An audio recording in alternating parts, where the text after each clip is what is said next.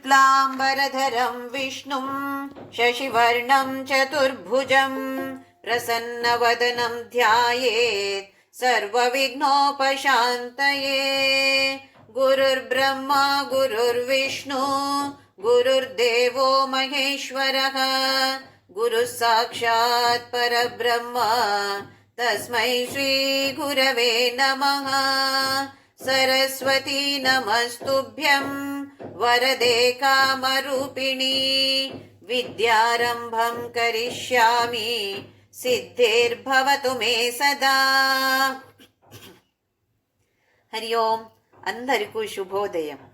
దివ్యమైన భవ్యమైన నిత్య నూతనమైన అద్భుతమైన అతి పవిత్రమైన మన లోపల ఉన్నటువంటి సుందరమైన దేవాలయానికి అందరికీ స్వాగతం. పప్పా స్వామి రామదాస్ మా గురుగారి పాదార విందాలకు ప్రణామాలు. మా అమ్మ నాన్నకి కూడా నమస్కారాలు. భగవత్పాద ఆదిశంకరాచార్యులు రచించిన అద్భుతమైన కృతి భక్తి ప్రవాహం. 100 శ్లోకాలు ఉన్నాయి. ఒక శ్లోకంలో ఒక వస్తుతో పోల్చిస్తున్నారు. మనము 45వ శ్లోకం వరకు చూసాము. ఇవాళ 46 నుంచి చూద్దాము. 46వ శ్లోకం ఇప్పుడు. ఆకీర్ణే నఖరాజి కాంతి విభవై రుద్యత్సుధా వైభవైః ఆధౌ తేపి చ పద్మరాగలలితే హంసవ్రజైరాశ్రితే నిత్యం భక్తివధూగణైశ్చ రహసి స్వేచ్ఛా విహారం కురు స్థిత్వా మానస రాజహంస గిరిజా నాథాంగ్రి సౌధాంతరే. ఆకీర్ణే నఖరాజి కాంతి విభవై రుద్యత్సుధా వైభవై ఆధౌ తేపి చ పద్మరాగలలితే హంసవ్రజైరాశ్రితే నిత్యమో భక్తివధూగణైశ్చ రహసి స్వేచ్ఛా విహారం కురు స్థిత్వా మానస రాజహంస గిరిజా నాథాంగ్రి సౌధాంతరే. ఈ శ్లోకంలో భగవంతుడి పాదార విందాల్ని ఒక పెద్ద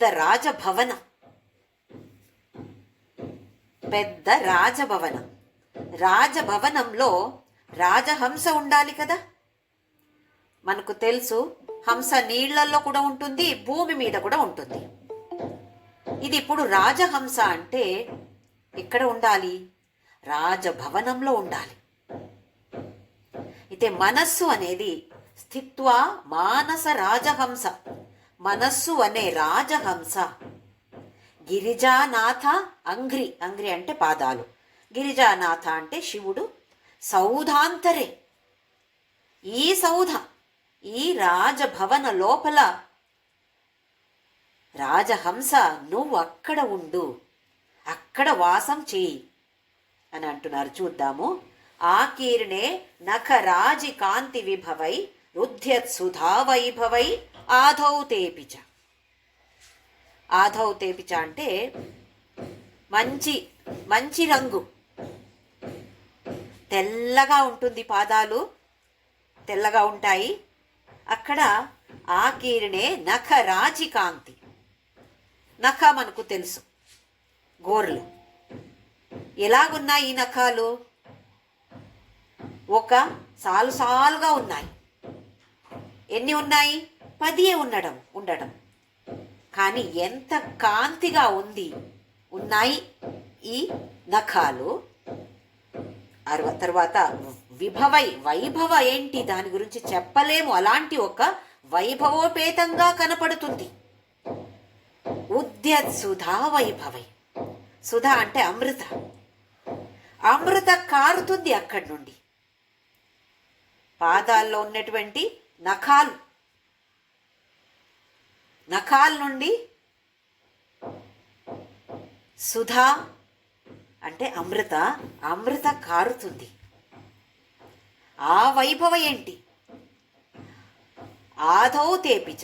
ఆదౌ అంటే తెల్లగా ఉన్నాయి పాదాలు. పద్మరాగలలితే. ఈ నఖాలు ఎలాగున్నాయి?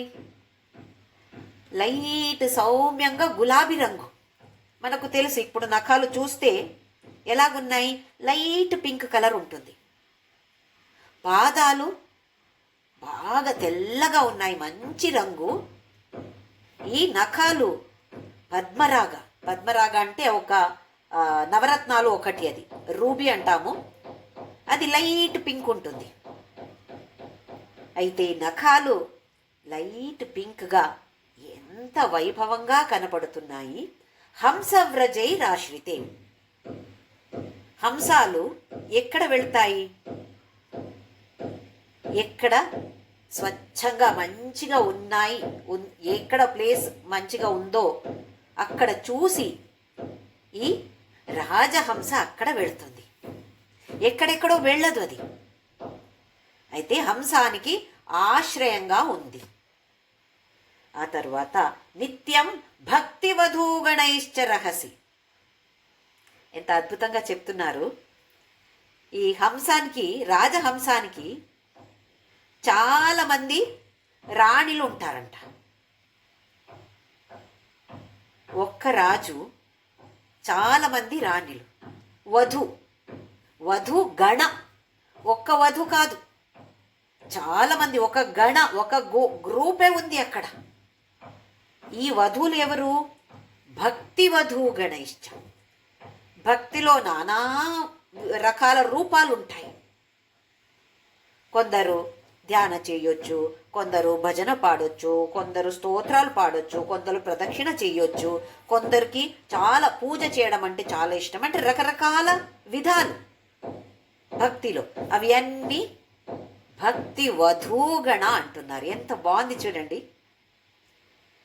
వధూగణైశ్చ రహసి స్వేచ్ఛా విహారం కురు. రహస్యంగా వధూగణాలు నీతో ఉన్నాయి కదా రాజహంస. అయితే రహస్యంగా నీకు ఎలా విహారం చేయాలి అనిపిస్తుందో అలా విహారం చేయి. ఎక్కడ? ఈ పరమశివుడి పాదార విందాలు అనే పెద్ద రాజభవన లేదా పెద్ద సౌధ అంతరే, దాని లోపల. బయట వెళ్ళొద్దు. మనసుకి చెప్తున్నారు, నువ్వు రాజహంస. భక్తి దీన్ని పెంచుకో. దాన్ని పెంచుకొని అవి అన్ని వధూ గణాలు అయిపోతాయి. అయితే వాళ్ళందరితో ఎంత మంచిగా ఉన్నటువంటి ఈ శివుడి పాదాలు,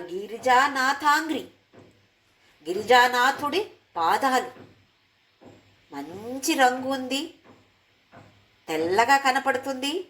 అందులో పింక్గా నఖాలున్నాయి.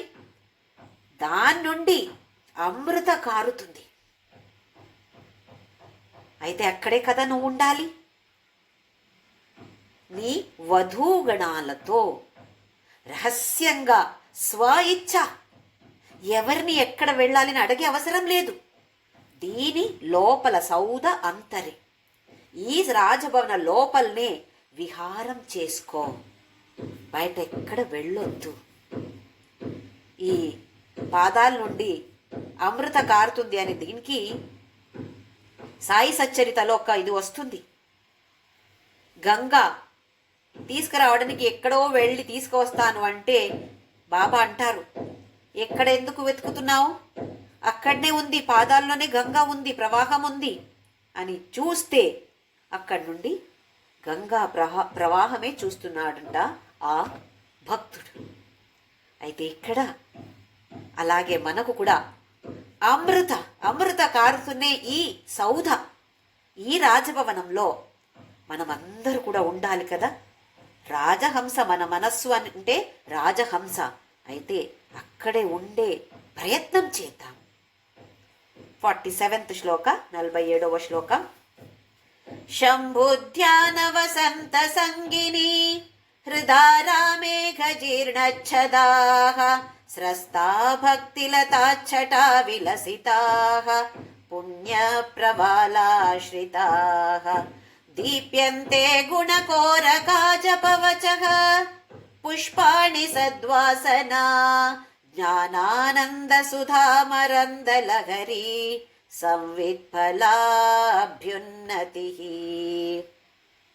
శంభుధ్యాన వసంత సంగిని హృదారా మేఘజీర్ణచ్ఛదా స్రస్తా భక్తిలతాచ్చటా విలసితా పుణ్యప్రవాలాశ్రితాః దీప్యంతే గుణకోరక జపవచః పుష్పాణి సద్వాసనా జ్ఞానానందసుధామరందలహరీ సంవిత్ఫలా అభ్యున్నతిః. ఇక్కడ వేరే దీనితో పోల్చుతున్నారు, చూద్దాము. పాదార విందాల్ని ఒక సారమైన ఒక మట్టి, దానితో చెప్తున్నారు. ధ్యానాన్ని వసంత ఋతు, మనకు తెలిసి ఇప్పుడు చైత్రమాస వైశాఖ మాసానికి పేరు వసంత ఋతు అని. 6 ఋతులు ఉంటాయి ఒక సంవత్సరంలో, ఇది మొదటిది వసంత ఋతు. అన్ని చెట్టు అన్ని వికసన అవుతూ ఉంటాయి ఈ సమయంలో. అయితే ఈ వసంత ఋతుని శంభు ధ్యాన వసంత సంగిని అంటున్నారు. అంటే శంభు ధ్యాన అనేది వసంత ఋతు అలాగుంది. ఆ సంగతో వసంత ఋతు అనే ఈ శంభు ధ్యాన చేస్తే ఏమవుతుంది? వసంత ఋతులు ఏమవుతుంది మనకు తెలుసు. అన్నీ చనిపోయిన లేదా పాత ఆకులు రాలుతూ ఉంటాయి. ఆ లతాలు చెట్టులు అన్నీ పైకి వికసనమవుతూ ఉంటాయి, పెరుగుతూ ఉంటాయి. ఆ రంగే వేరే ఉంటుంది. ఆ చెట్టును చూస్తే ఒక ఆకు రంగు ఉండొచ్చు, ఒక పూల రంగు ఉండొచ్చు, అది ఒక వేరే విధంగా ఉంటుంది. సంతోషంగా ఉండినట్టు మనకు కనపడుతున్నాయి. ఇక్కడ శంభు ధ్యాన అనే వసంత ఋతు, దానితో ఉంటే హృత్ ఆరామే. హృత్ అంటే మన మనస్సు. మనస్సు ఎలా ఉంది? ఒక గార్డెన్. ఆరామే అంటే ఒక గార్డెన్ అలాగుంది. మనస్సు అనేది ఒక గార్డెన్. ఇక్కడ శంభు ధ్యాన అనేది వసంత ఋతు అలాగుంది. అప్పుడేమవుతుంది? అఘ జీర్ణచ్ఛదాః స్రస్తాః. అఘ అంటే మనం చేసిన పాపాలు. ఎలా పాత ఆకులు రాళ్ళుతున్నాయో అలాగే మన పాపాలు అన్నీ రాళ్ళిపోతాయి. ఎప్పుడు? శంభు ధ్యాన చేసినప్పుడు. ఎంత బాగుంది చూడండి. వసంత ఋతులో పాత ఆకులు అన్ని రాళ్ళినట్టు ఈ శంభు ధ్యాన అనే వసంత ఋతుని మనము దానితో ఉంటే, సంగ అంటే దానితో ఉండటం, శంభు ధ్యాన చేస్తూ ఉంటే అన్ని పాపాలు ఆకులు రాళ్ళినట్టు రాళ్ళిపోతాయి. స్రస్త అంటే కింద పడుతున్నాయి, రాళ్ళుతున్నాయి. భక్తి లతాచ్చట విలసితాః. భక్తి అనే లత, ఇంకొకటి చెట్టు. చట అంటే ఇక్కడ చెట్టు. ఏమవుతున్నాయి? విలసిత, వికసనమవుతున్నాయి. పుణ్యప్రవాలాశ్రితాః దీప్యంతే. పుణ్య అనేది ఇప్పుడు కొంచెం కొంచెం పైకి వస్తున్నాయి, వికసనం అవుతున్నాయి. ఎలా లత చెట్టు వికసనం అవుతున్నాయో అలాగే పుణ్య అనేది కూడా ఎక్కువ అవుతూ ఉంటాయి. పాపాలన్నీ రాళ్ళిపోయినాయి, పుణ్యాలు మనకు వస్తూ ఉంటాయి. దీప్యంతే అంటే శోభాయమానంగా కనపడుతున్నాయి. గుణకోరక, ఇక్కడ ఒక కోరక అంటే మొగ్గ. గుణ అనేది మొగ్గ అలాగే ఉంది. మన మంచి గుణాలు ఒక మొగ్గ అలాగా ఉంటున్నాయి. జపవచ పుష్పాణి. వచ అంటే మన మాటలు. ఇప్పుడు ధ్యాన చేస్తూ చేస్తూ ఉంటే పాపాలన్నీ రాలిపోయినాయి, పుణ్యాలు పెరుగుతున్నాయి. అప్పుడు ఎలాంటి మాటలు మాట్లాడతాము? జపవచ. ఏ మాటలు మాట్లాడితే కూడా అది ఆ పరమశివుడికి చేసే జపమే. శివ మానస పూజలో ఆదిశంకరాచార్యులు రాశారు, ఆత్మాత్వం గిరిజామతి సహచరా ప్రాణా శరీరం గృహం పూజాతే విషయోపభోగ రచన నిద్రా సమాధి స్థితి సంచార పదయో ప్రదక్షిణ విధి స్తోత్రాణి సర్వాగిరో యద్యత్ కర్మ కరోమి తత్తదఖిలం శంభో తవారాధనం. స్తోత్రాణి సర్వాగిరో. ఏమేం మాటలు నా నోటు నుంచి వస్తున్నాయో అవి అన్ని నీ స్తోత్రాలే. అదే ఇక్కడ జపవచ పుష్పాణి. ఏ మాటలు నేను మాట్లాడుతున్నానో అవి అన్నీ జపాలే, అవే పుష్పాలు. ఈ పుష్పాలతో నేను నీకు అర్చన చేస్తాను. అయితే మనము మాట్లాడినప్పుడు ఎంత జాగ్రత్తగా ఉండాలి. ఎలాంటి మాటలు వస్తున్నాయి, ఏ మాటలు వస్తే కూడా అది జపం అవుతుంది. ఏదో చెడ్డది మాట్లాడితే అది కూడా జపం అవుతుంది. అంటే చెడ్డ జపాలు అంతే. మనం ఇప్పుడు ఆలోచన చేస్తాం కదా, ఆహా అది కావాలి ఇది కావాలి, అవి అన్నీ మన మనస్సులో తిరుగుతూ ఉంటాయి. ఇప్పుడు అవే జపాలు అవుతున్నాయి. అలా కాకుండా మంచి మాటలు ఇవే రావాలి. లేదా శంకరాచార్యులు ఏం చెప్తున్నారు, ధ్యానతో ఉంటే మాటలు ఎప్పుడు కూడా జప అలాగే ఉంటాయి. ఇంకా వేరే పుష్పాల అవసరం లేదు. ఇవే పుష్పాలతో మనము అర్చన చేయొచ్చు. జపవచ పుష్పాణి సద్వాసన. వాసన అంటే మనకు తెలుసు, ఒక మంచి సువాసన అని చెప్తాము. ఆహా ఎంత మంచి వాసన వస్తుంది అని అంటాం. ఇంకొకటి వాసన అంటే సంస్కారాలు. మనము చేసే ప్రతి ఒక్క కార్యానికి పుణ్య పాప ఏదో ఒక ఫలం ఉంటుంది. దానికి వాసన అంటాం. దాన్ని మోసుకొని వస్తున్నాం. అయితే మంచి వాసన, మంచిది తీసుకువచ్చాము. ఆ బ్యాగులో సంచి తీసుకువచ్చాం కదా, ఆ సంచిలో ఏముంది? మంచిది ఉంది అంటే మనకు మంచిదే జరుగుతున్నాయి. పుణ్యాలు ఎక్కువ ఉంటే మంచిదే నడుస్తుంది. ఈ వాసన, దీనికి సద్వాసన. ఒక కథ చెప్తాను. మనకందరికీ బలి మహారాజు కథ ఎందరికీ తెలుసు. ఈ బలి పాత జన్మంలో ఒక జూదగాడు, పెద్ద జూదగాడుగా ఉండేవాడు. ఇంకా స్త్రీలోలుడు. ఎక్కడెక్కడ వేశ్యాస్త్రీలు ఉన్నారో అక్కడంతా వెళ్ళేవాడంట. బలి ఎవరో తెలుసు మనకు, ప్రహ్లాదుడి కొడుకు విరోచన. విరోచనుడికి కొడుకు బలి. ఇప్పుడు ఆ పాత జన్మంలో ఎలా ఉండేవాడు అని దాని గురించి కథ.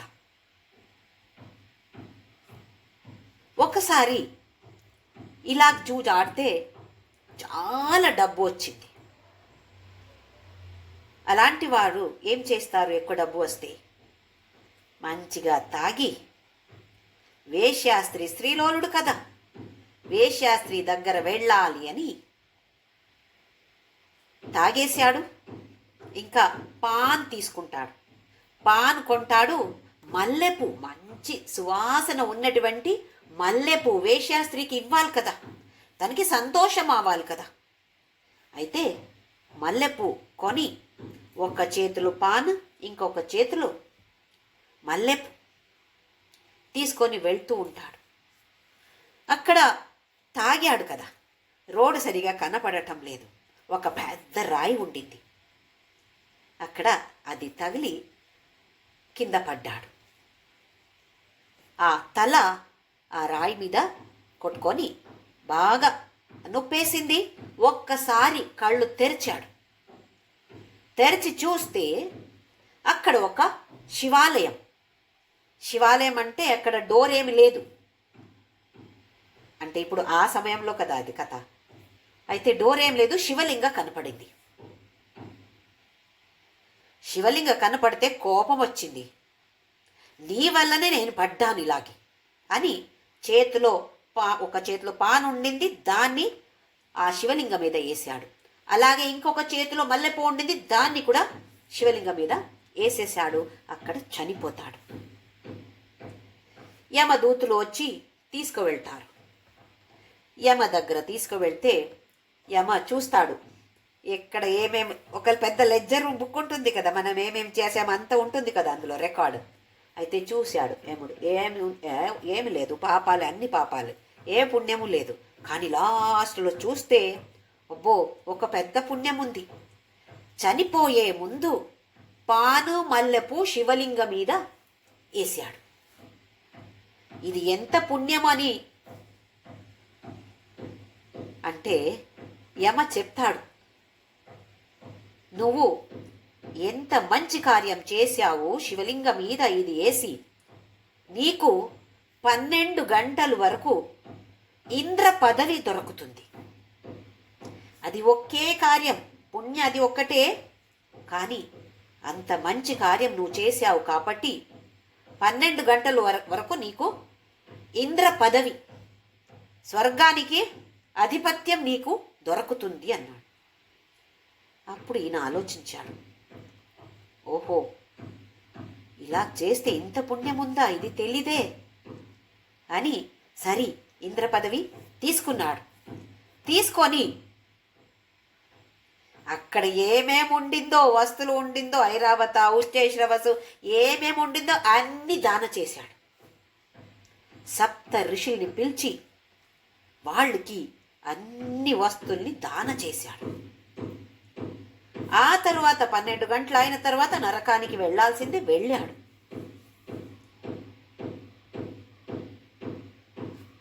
అక్కడ ఆ సమయం అయిన తర్వాత, తీరిపోయిన తర్వాత అసుర యోనిలు పుడతాడు. కానీ ఈ మంచి దానాలు ఇప్పుడు చేశాడు కదా, అందుకే భగవంతుడి మీద చాలా ప్రేమం, చాలా భక్తి. ఆ తర్వాత మనకు తెలుసు, బాగా ప్రసిద్ధమైన చక్రవర్తి అవుతాడు. ఎవరు ఏమడిగితే దానమిస్తాడు. ఒక్కసారి ఎవరు వచ్చి అడుగుతారు, అన్ని దాన చేస్తా నేను, అందరు రండి అని పిలిస్తే వచ్చింది ఎవరు? మనకు తెలుసు, మహావిష్ణు వామన రూపంలో వచ్చి అడుక్కుంటాడు బలితో. చూడండి ఎంత గ్రేట్ అది, చూడండి. మనమేమో దేవుడితో అది ఇవ్వు ఇది అడుగుతుంటే, దేవుడే వచ్చి బలితో నాకు ఇది కావాలి, నేను 3 పాదాలు ఎక్కడ పెడతానో అక్కడ ఆ జాగమంతా నాకు కావాలి అని అడుక్కుంటాడు. దేనివల్ల? ఒక్క కార్యం శివుడి మీద వేసిన ఈ కార్యం వల్ల అలాంటి దానం చెయ్యాలి అని మనస్సు వచ్చింది. అయితే అది ఎంత పుణ్యమైన కార్యం చూడండి. ఆ తర్వాత 3వ అడుగు ఎక్కడ పెడతాడు వామనుడు? బలి తల మీద పెట్టి ఆయన పాతాళానికి వెళ్ళిపోతాడు. కథ ఏం చెప్తుంది, పురాణం ఏం చెప్తుంది అంటే, ఇంకా వచ్చే ఇంకొక కల్పంలో ఇదే బలి ఇంద్రుడుగా వస్తాడంట. అప్పుడు దాకా ఆయన అక్కడ పాతాళంలో ఉండాలి, బయటికి రాకూడదు. కాపర ఎవరు కాస్తున్నారు? మహావిష్ణు. ఎంత శ్రేష్టమైనది చూడండి అది. ఎవరికి వస్తుంది ఇలాంటి ఒక పొజిషన్? దేనివల్ల? శివలింగ మీద పాన్ మల్లెపూ వేసిన ఒకే ఒక్క కార్యానికి వచ్చిన పుణ్యమిది. ఇది సద్వాసన. మన సంచిలో ఏముందో మనకు తెలీదు. చెడ్డ వాసన ఉందా, సద్వాసన ఉందా తెలీదు. కానీ ఇప్పుడు తెలుసు, ఇలా చేస్తే ఇలాగ అవుతుంది. ఎక్కువ ఎక్కువ పుణ్య సంపాదన చెయ్యాలి మనము. అంటే ఏం చేయాలి? నిస్వార్థతో సేవ చెయ్యాలి. మొదటిలో మనము స్వార్థంగా చేస్తాము. ఏ ఒక్క పూజ చేస్తే నాకు ఇది రాని, నాకు అది రాని అని కోరికతో, లౌకిక కోరికలు తీర్చుకోవడానికి మనము పూజలు చేస్తాము, భజన చేస్తాము, లలితా సహస్రనామ పఠన చేస్తాము. కానీ కొంచెం కొంచెం ముందుకు వెళ్ళిన తరువాత తెలుస్తుంది, నిస్వార్థంగా ఉంటే ఎంత సంతోషం కలుగుతుంది మనకు. స్వార్థంతో సంతోషం ఉండింది, కానీ ఏదో మిస్సింగ్ అని అనిపిస్తుంది. అదే నిస్వార్థతో చేస్తే ఆహా ఎంత ఆనందంగా ఉంటుంది. మన వల్ల వేరే వాళ్ళకి కొంచెమైన సంతోషం అయింది అంటే ఎంత సంతోషం మనకు. ఇంకా కర్మయోగ. ఏది చేస్తే కూడా భగవంతుడికి సమర్పణ మనోభావనతో చేయడం. అలాగే దానికి వచ్చే ఒక ఫలం ఉంటుంది. దాన్ని అది ఏదైనా ఉండని, ఇలా కావాలి అని చేశాను కానీ అలా కాలేదు, విరోధంగా జరిగింది. సరే, ఇది భగవంతుడి ప్రసాదం, ఈశ్వర ప్రసాద బుద్ధి. ఈశ్వరార్పణ బుద్ధి పని చేసినప్పుడు, దానికి ఫలం వచ్చినప్పుడు ఈశ్వర ప్రసాద బుద్ధితో ఒక మంచి నవ్వుతో స్వీకారం చేస్తే అది కర్మయోగ అవుతుంది. ఇది భగవద్గీతలో మనము నేర్చుకున్నాం. ఇవి అన్ని సద్వాసన. అయితే ఈ సద్వాసన ఉండినప్పుడు ఏమవుతుంది? ఇప్పుడు జ్ఞానానంద సంవిత్ఫలాభ్యున్నతి. జ్ఞాన అనే ఆనందం వస్తుంది. సంవిత్ ఫలా అభ్యున్నతి, ఉన్నతంగా ఎక్కడో పైకి ఉంది అది. ఏంటి? సంవిత్ ఫల, ఒక మంచి ఫలం ఇస్తుంది. ఏ ఫలం అది? మోక్ష అనే ఫలం.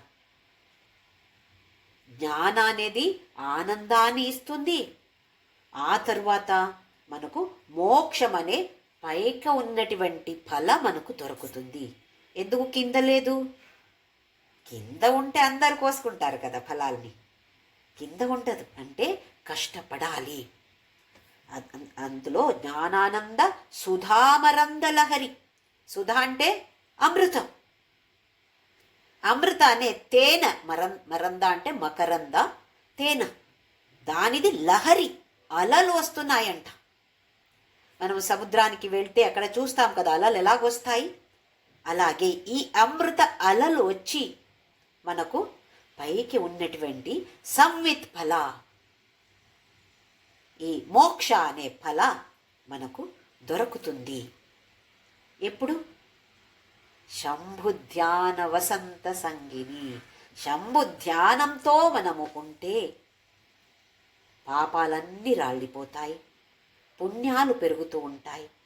భక్తి ఒక చెట్టు అలాగే, లత అలాగే పైకి వస్తాయి. అన్ని పుణ్యాలు ఎక్కువ అవుతాయి. లాస్ట్లో మనకి దొరికేది ఆ మంచి ఫల, మోక్ష అనే ఫల. జ్ఞాన వస్తుంది, దానితో ఆనంద, దానితో అమృత అనే తేనెది లహరి, అలలు మనకు ఆ భగవంతుడు ఇస్తాడు. కండిషన్ ఉంది, శంభు ధ్యాన చేస్తే. అయితే ఈ శ్లోకంలో ఆదిశంకరాచార్యులు మనకు శంభు ధ్యాన చెయ్యండి, ధ్యానానికి లేదా మానస పూజ అనుకోవచ్చు, దానికి ఎక్కువ ప్రాముఖ్యత ఇస్తున్నారు. ధ్యాన అంటే మనం అనుకుంటాము కళ్ళు మూసుకొని పద్మాసనంలో కూర్చోవాలి, ఇలా చేయి పెట్టుకోవాలి, ఈ ముద్ర ఉండాలి, అలాగుంటే మాత్రమే ధ్యానాన్ని. అది ఒక్క విధమైన ధ్యానం. ఇప్పుడు మనము గృహస్థాశ్రమంలో ఉండినప్పుడు మనకేంటో ఏదో ఒక అరగంట దొరుకుతుందో ఏమో మనకు ఫ్రీ టైం, ఎన్నో పనులు ఉంటాయి మనకు. ఆ అరగంటలు వేరే శ్లోక ఏది రాదో మనకు నోటికి రాదో దాన్ని చదవాలి, జపం చేయాలి అంటే ఎలా కుదురుతుంది? అయితే ధ్యాన అంటే పని చేస్తూ చేస్తూ కూడా స్మరణ చేయడం. అందుకే నామస్మరణానికి అంత ప్రాముఖ్యత. ఎవరైనా చేయొచ్చు, ఎక్కడైనా చేయొచ్చు, ఎప్పుడైనా చేయొచ్చు, ఏ నిర్బంధాలు లేవు.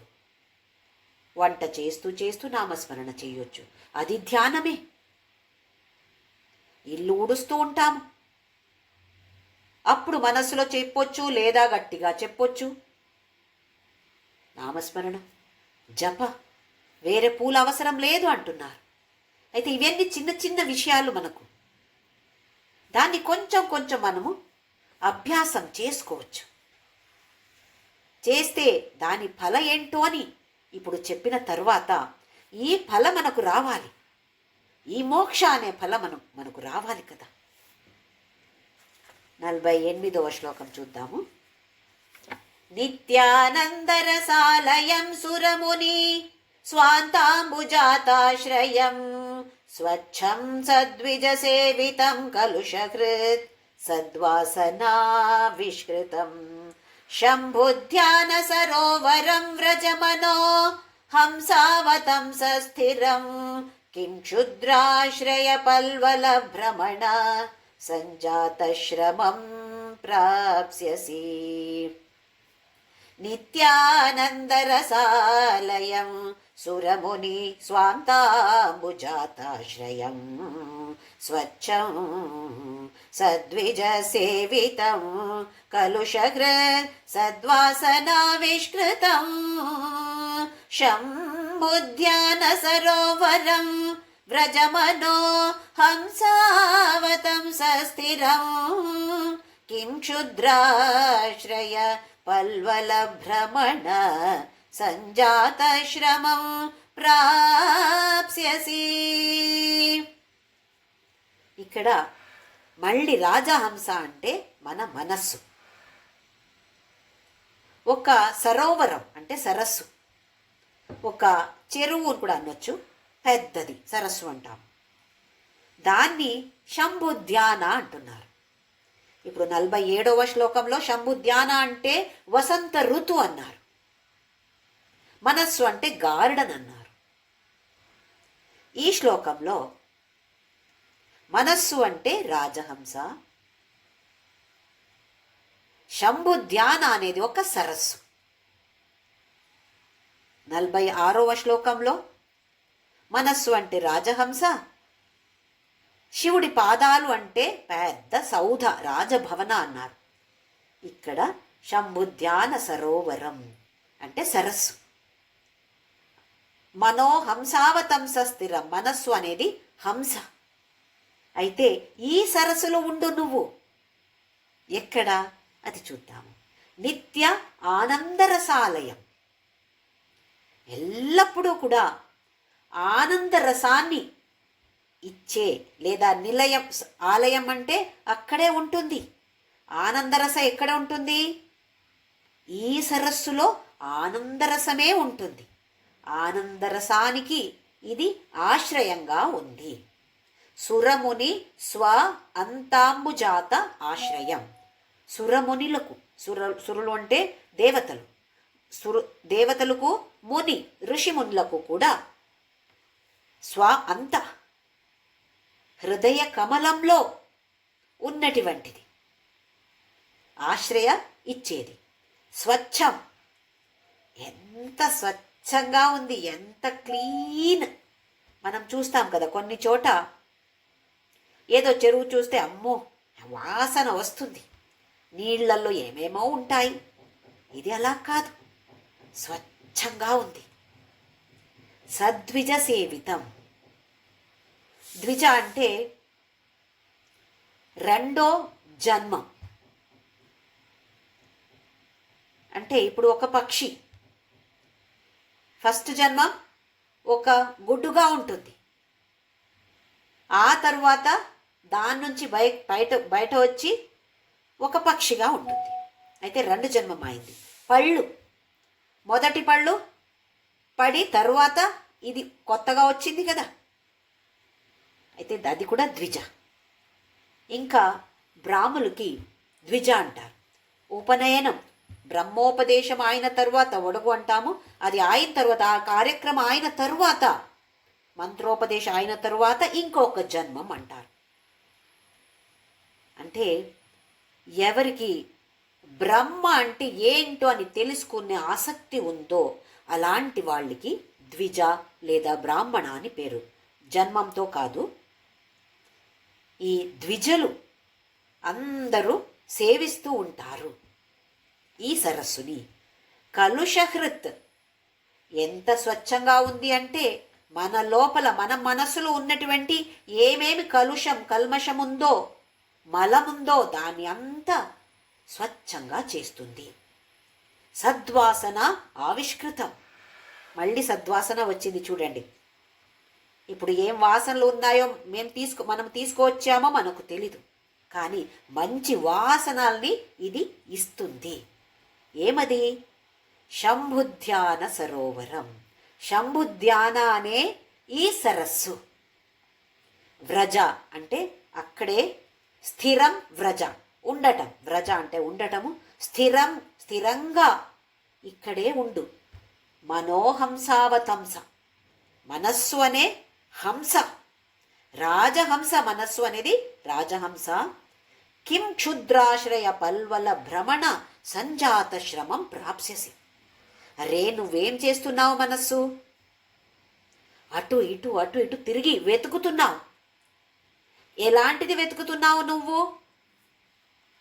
క్షుద్ర ఆశ్రయ పల్వల. పల్వల అంటే చెరువు అనొచ్చు, లేదా మనము రోడ్డు మీద చూస్తాం చూడు, గుంతలు ఉంటాయి కదా రోడ్డులో. రోడ్డుపై ఉన్నటువంటి గుంతలు, పెద్ద పెద్ద గుంతలు ఉంటాయి. ఎలాంటి నీళ్లు ఉంటుంది? క్షుద్ర, చడ్డమైన వాసన వచ్చే నీళ్లుంటుంది. అలాంటిది క్షుద్ర ఆశ్రయ. దాన్ని ఎందుకు నువ్వు ఆశ్రయిస్తున్నావు? ఇంత మంచి సరస్సు, ఎంత మంచి నీళ్లు, స్వచ్ఛంగా ఉంది. నిత్య ఆనందానికి రస, ఆనంద రసానికి ఆలయమే అది. అంటే అది నీళ్లు కాదు, ఆనంద రసమే అది. అంత మంచిది ఉంటే దాన్ని వదిలేసి అక్కడెక్కడ శ్రమం, సంజాత శ్రమం. అయ్యో ఎంత శ్రమ పడుతున్నావు నువ్వు మనస్సు.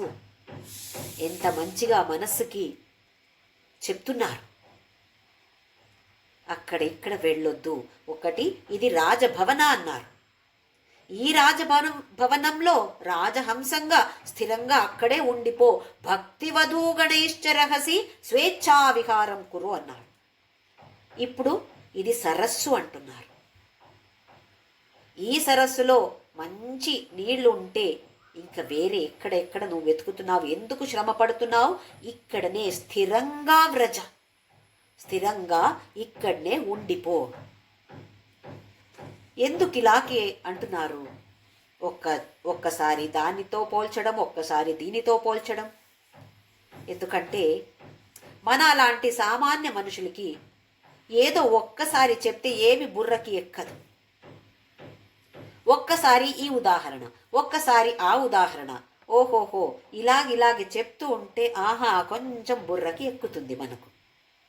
లేదా ఏదో ఒక్క శ్లోకం, ఓహో ఇది చాలా బాగుంది, ఏదో ఒక్కటి అయింది అంటే మనము దీన్ని శ్రవణ చేస్తూ ఉండొచ్చు, లేదా పాడుతూ ఉండొచ్చు. పఠన చేస్తూ ఉండినప్పుడు ఓహో శంభుధ్యాన వసంత సంగిని అని వచ్చినప్పుడు ఆహా, ఇది నాకు తెలుసు, ధ్యాన అంటే వసంత ఋతువు, అప్పుడు ఆ ఒక భావన మనకు రావచ్చు అనే ఉద్దేశంతో వేరే వేరే శ్లోకాల్లో వేరే వేరే వస్తుతో పోల్చుతున్నారు.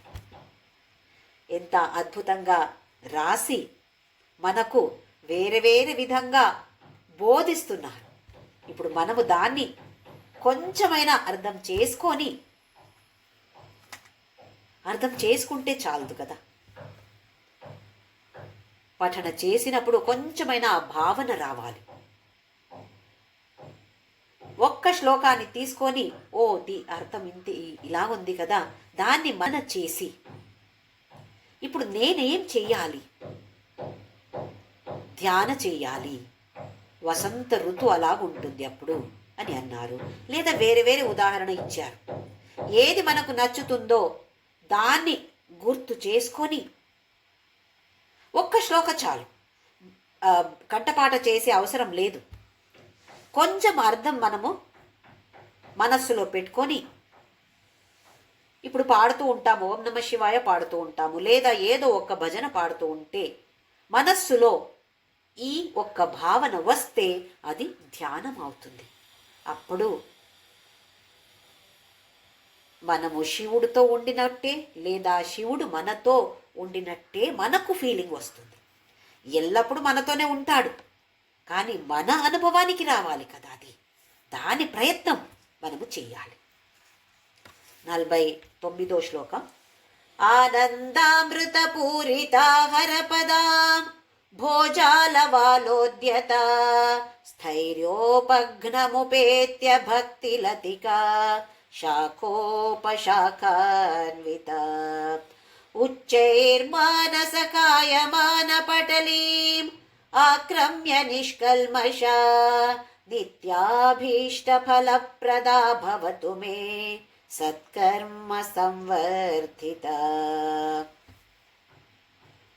ఆనందామృతపూరిత హరపదాంబోజాలవాలోద్యత స్థైర్యోపఘ్నముపేత్య భక్తిలతికా శాఖోపశాఖాన్విత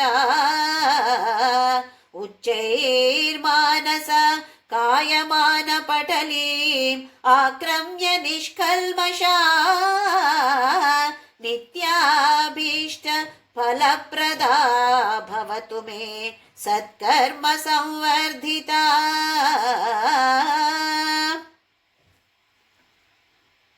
ఇక్కడ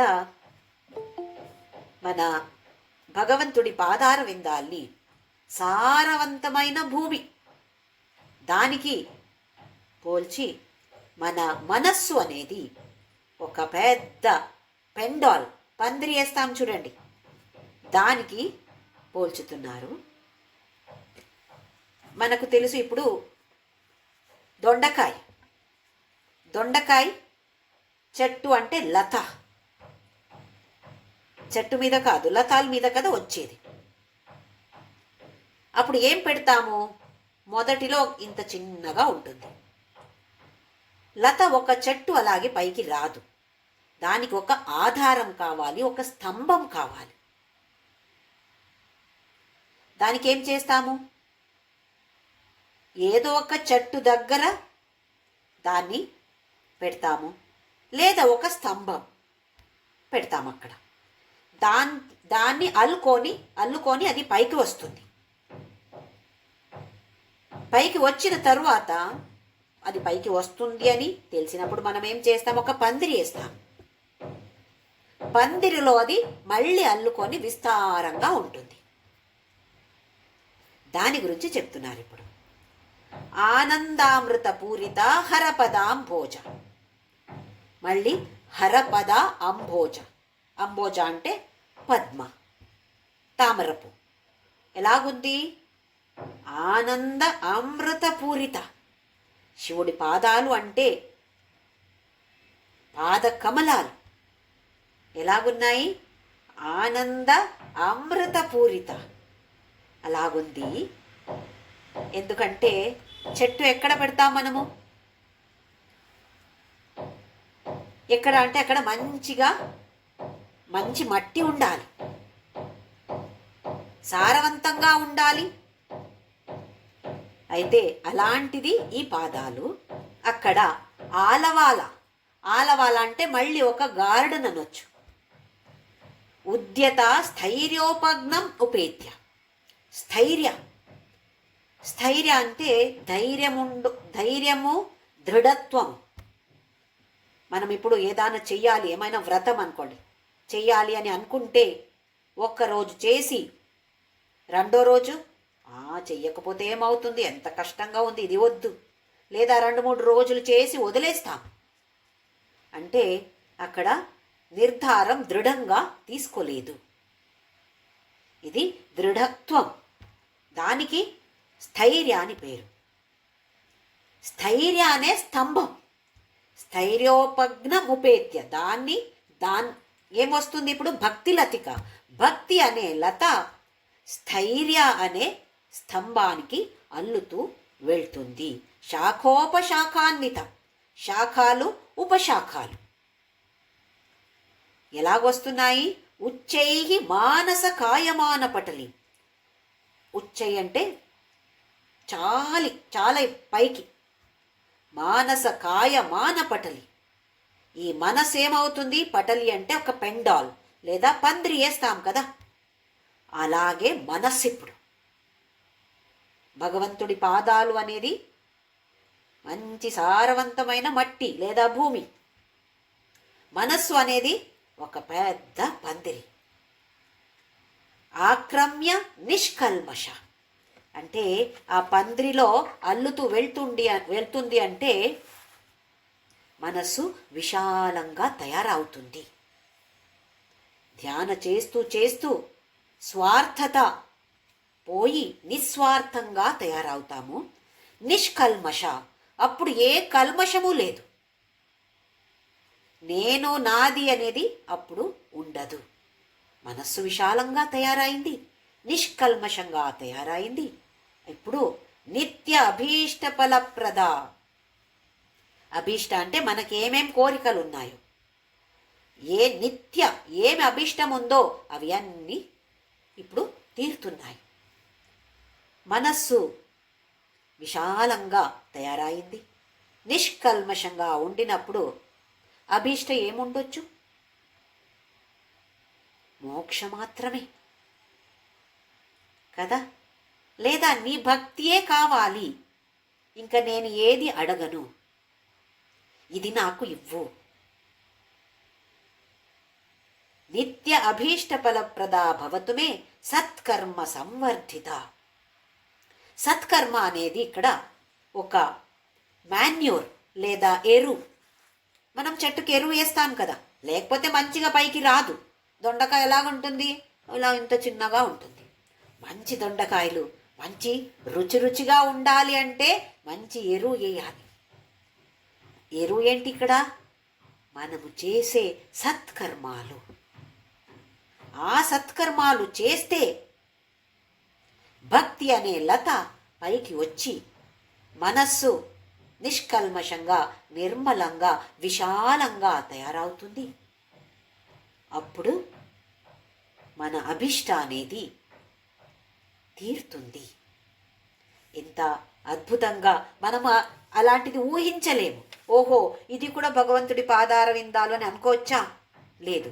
ఇప్పుడు ఏదో ఒక్క దొండకాయ ఇది చూస్తే, ఓహో, కింద చూసినప్పుడు, మట్టి చూసినప్పుడు, అమ్మో ఇది మట్టి కాదు, ఇది భగవంతుడి పాదాలు. ఓ, ఇక్కడ ఇది దొండకాయ కాదు, ఇది నాకు దొరకే మోక్ష. ఇలాంటి ఒక భావన మనకు రావాలి. 50వ శ్లోకం ఎగ్జాక్ట్ హాఫ్కి వచ్చాము.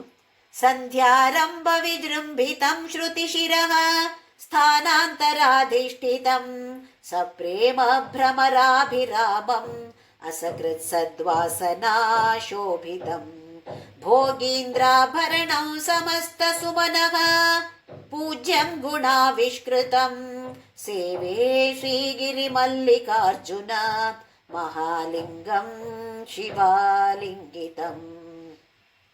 సంధ్యారంభ విజృంభితం శ్రుతిశిరస్థానాంతరాధిష్ఠితం సప్రేమ భ్రమరాభిరామం असकृत् सद्वासनाशोभितं भोगीन्द्राभरणं समस्तसुमनपूज्यं गुणाविष्कृतं सेवे श्रीगिरिमल्लिकार्जुन महालिङ्गं शिवालिङ्गितम्. ఆదిశంకరాచార్యులు ఈ శివానంద లహరిలో శ్రీశైలం గురించి ఈ 50-51 ఈ 2 శ్లోకాల్లో శ్రీశైల గురించి చెప్తున్నారు. ఇంకా కైలాసం తప్ప ఇంకా ఏ ప్లేస్ కూడా పేరు చెప్పట్లేదు. అంటే శ్రీశైలం అంటే అంత ప్రాముఖ్యత ఉంది అంటున్నారు. ఆయన శ్రీశైలంలో ఉండి ఈ శివానందలి రచన చేశారు అంటున్నారు. ఇది ఒక జ్యోతిర్లింగ. మనకు తెలుసు మన భారతదేశంలో 12 జ్యోతిర్లింగాలు ఉన్నాయి. 12 జ్యోతిర్లింగాలు ఉన్నాయి. అందులో ఒకటి శ్రీశైలలో ఉన్నటువంటి మల్లికార్జున. వేరే లింగానికి జ్యోతిర్లింగానికి ఏమి తేడా? జ్యోతి అనే పదానికి అర్థం ఏంటంటే, ఒకటి మనకు తెలుసు వెలుగు, వెలుతురికి మనము జ్యోతి అంటాం. ఇంకా ఒకటి జ్ఞానం, తమసోమ జ్యోతిర్గమయ అంటాం. అంటే అజ్ఞానం నుండి నన్ను జ్ఞానం ఇవ్వు, నాకు అంధకారంలో ఉన్నాను, జ్ఞానం ఇవ్వు నాకు అని. జ్యోతి అంటే ఇంకొకటి జ్ఞానం. ఇంకా ఒకటి మోక్షం, దానికి కూడా జ్యోతి అని పేరుంది.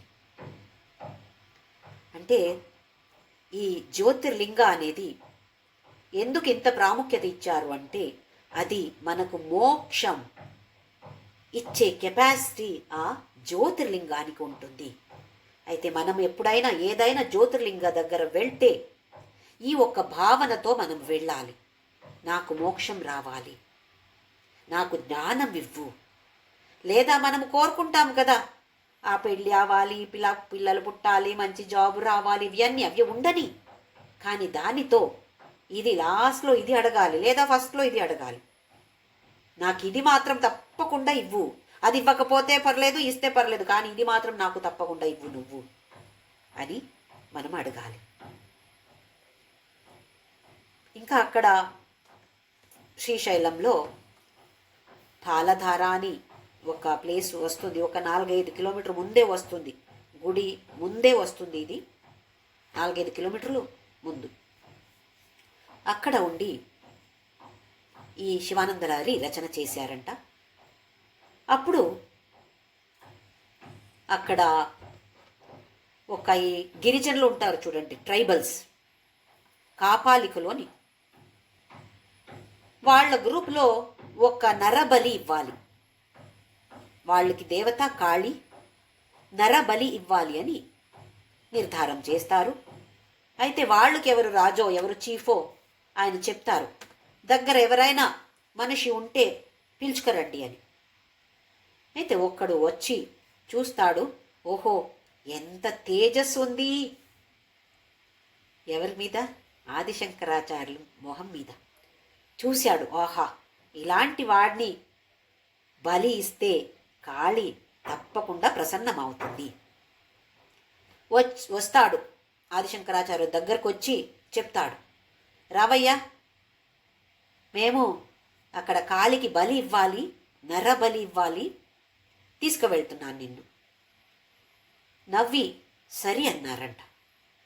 సరి అని చెప్పేసి, మీకు సాధ్యమైతే ఇవ్వండి, నన్ను బలి ఇవ్వండి, నాకు సంతోషమే, కాళికి బలి ఇస్తున్నారు అంటే నాకు సంతోషమే అన్నారంట. సరే తీసుకువెళ్తాడు. తీసుకువెళ్ళి ఎక్కడ కాళిది పెద్ద ఒక విగ్రహం ఉంటుంది, అందరు వాళ్ళు డాన్స్ చేస్తారు, మనము సినిమాలో చూస్తాం కదా ఇలాంటిది.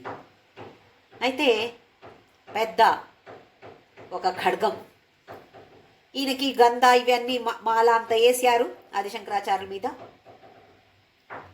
ఇంకా ఖడ్గం చేతులు పట్టుకొని ఇంకా ఏంటి చంపాలి అనేసరికి ఒక పెద్ద సింహ గర్జన వినపడిందంట. అందరూ ఏంటిది, ఎక్కడి నుండి సింహం వచ్చింది అని చూస్తే సింహం కాదు వచ్చింది, అక్కడ ఆదిశంకరాచార్యులు శిష్యుడు పద్మపాదాచార్య. ఆయన పేరు సనందన అని పేరు ఉండింది. ఆయనకి గురు భక్తి, గురు అంటే ఆదిశంకరాచార్యులే గురు. ఎలాగుండింది భక్తి శ్రద్ధ అంటే, ఒకసారి ఒక ప్లేస్లో ఆదిశంకరాచార్యులు ఉంటారు. దాని దగ్గర ఒక నది ఉంటుంది. నది అవతల ఈ సనందన ఉంటాడు. ఆదిశంకరాచార్యులు ఆయన ఇక్కడే ఉన్నాడు అని అనుకొని, సనందన నా బట్ట తీసుకురా అని అంటారంట. నది అవతల ఉన్నాడు. ఓహో, గురుగారు నన్ను పిలిచారు బట్ట ఇవ్వాలి అని, అది నది అని కూడా చూడలేదు. నీళ్ల మీద కాలు పెట్టి అలాగే పరిగెత్తుకొని వస్తాడు, గురు పిలిచారు అని. అయితే ఎక్కడ నీళ్ళ మీద కాలు పెట్టాడో అక్కడ ఒక పద్మ కమల పుష్పం వచ్చిందంట. పరిగెత్తుకొని వచ్చి చూస్తే, తరువాత చూస్తే అక్కడంతా కమల పూలు ఉన్నాయి. అందుకే ఆయనకి పద్మపాద అని పేరు పెట్టారు. ఆయన నరసింహ ఆరాధకుడు. అయితే ఏమైంది అంటే, ఇక్కడ ఆయనకి తెలిసింది, ఎలాగో తెలిసింది, ఏమో చేస్తున్నారు, నా గురుకి ఏమో చేస్తున్నారు, ఎవరు ఏం చేస్తున్నారని పరిగెత్తుకొని అక్కడ వస్తే ఆయన చూస్తున్నాడు.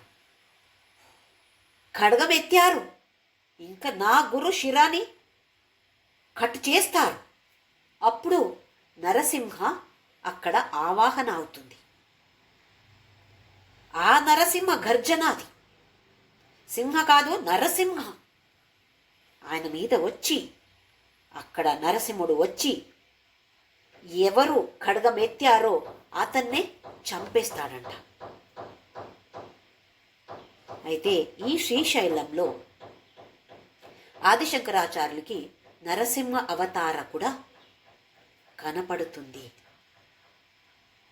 శివుడు ఎలాగైనా కనపడుతూ ఉన్నవాడు, నరసింహ అవతారం కూడా అక్కడ కనపడింది అని కథలు చెప్తున్నాయి. ఇక కొన్ని పుస్తకాలలో లక్ష్మీ నరసింహ కరావలంబ స్తోత్రం అని ఉంది, ఆదిశంకరాచార్యులు రచించారు. ఈ సమయంలో రచించారు అని ఉంది. వేరే పుస్తకాలలో వేరే సమయంలోని ఉంది. అది ఉండొచ్చు, ఉండకపోవచ్చు. కానీ నరసింహ అవతార ఏంటో అని అక్కడ శిష్యుల ద్వారా చూస్తున్నారంట ఆదిశంకరాచార్యులు. చూడండి, ఆ పద్మపాదాచార్యులకు కూడా నరసింహుడు అంటే ఆరాధ్య దైవ, గురు అంటే ఇంకా ఎక్కువ. గురు బ్రహ్మ, గురు విష్ణు, గురు దేవో మహేశ్వర అని మనమేమో బడబడ అని చెప్తాం. కానీ ఆయనకి అదే, ఆ గురులోనే బ్రహ్మ విష్ణు మహేశ్వర అందరినీ ఆయన చూసేవాడు. అంత ఒక శ్రద్ధ, అలాంటి శ్రద్ధ ఉండింది. అందుకే నరసింహ విష్ణు ఆ రూపంలో ఆయన దేహంలో వచ్చి ఈ కాపాలికుడిని చంపేసి ఆదిశంకరాచార్యుల రక్షణ చేశాడు అని మనకు చెప్తున్నారు. ఇది శ్రీశైలంలో గడిచిన ఘటన. ఇదేం ఊరికే చెప్పే కథ కాదు, నిజంగా అయింది అంటున్నారు. శ్రీశైలంలో మల్లికార్జున అంటాము. అర్జున చెట్టు, దానికి తెల్లమద్ది అని అంటారు. తెల్లమద్దియో మధ్య నాకు సరిగా తెలీదు. అలాంటి ఒక చెట్టు ఉండింది, పెద్ద చెట్టు. దానితో అక్కడ మల్లెపూల లతాలు ఉండింది. అక్కడ కింద ఉండింది ఈ జ్యోతిర్లింగ. అందుకే మల్లిక అంటే మల్లెపూ, అర్జున ఆ చెట్టు పేరు. అందుకే ఆ లింగానికి పేరు మహాలింగ, మల్లికార్జున మహాలింగ. అందుకే లాస్ట్లో సేవే, అలాంటి మల్లికార్జునుడిని నేను సేవ చేస్తాను. శివాలింగితం, శివ అంటే అమ్మవారు. అమ్మవారు ఆలింగన చేస్తూ ఉన్నారంట. మల్లికార్జునుడిని ఆలింగన చేస్తూ ఉండేది ఎవరు? భ్రమరాంబిక. ఇది ఇంకా వచ్చే వారం మనం చూద్దాము శ్రీశైలం గురించి, లేదా ఈ మల్లికార్జున మహాలింగం గురించి ఏం చెప్తున్నారు ఆదిశంకరాచార్యులని వచ్చే వారం మనం చూద్దాము. నామస్మరణ ఎల్లప్పుడూ మనము చేస్తూ ఉండాలి. ఓం శ్రీరామ్ జయ రామ్ జయ జయ రామ్, ఓం శ్రీరామ్ జయ రామ్ జయ జయ రామ్, ఓం శ్రీరామ్ జయ రామ్ జయ జయ రామ్, ఓం శ్రీరామ్ జయ రామ్ జయ జయ రామ్, ఓం శ్రీరామ్ జయ రామ్ జయ జయ రామ్, ఓం శ్రీరామ్ జయ రామ్ జయ జయ రామ్, ఓం శ్రీరామ్ జయ రామ్ జయ జయ రామ్, ఓం శ్రీరామ్ జయ రామ్ జయ జయ రామ్, ఓం శ్రీరామ్ జయ రామ్ జయ జయ రామ్, ఓం శ్రీరామ్ జయ రామ్ జయ జయ రామ్, ఓం శ్రీరామ్ జయ రామ్ జయ జయ రామ్, ఓం శ్రీరామ్ జయ రామ్ జయ జయ రామ్. ఓం అసతో మా సద్గమయ, తమసో మా జ్యోతిర్గమయ, మృత్యోర్మా అమృతం గమయ. ఓం శాంతి శాంతి శాంతి. లోకా సమస్తా సుఖినో భవంతు, లోకా సమస్తా సుఖినో భవంతు, లోకా సమస్తా సుఖినో భవంతు.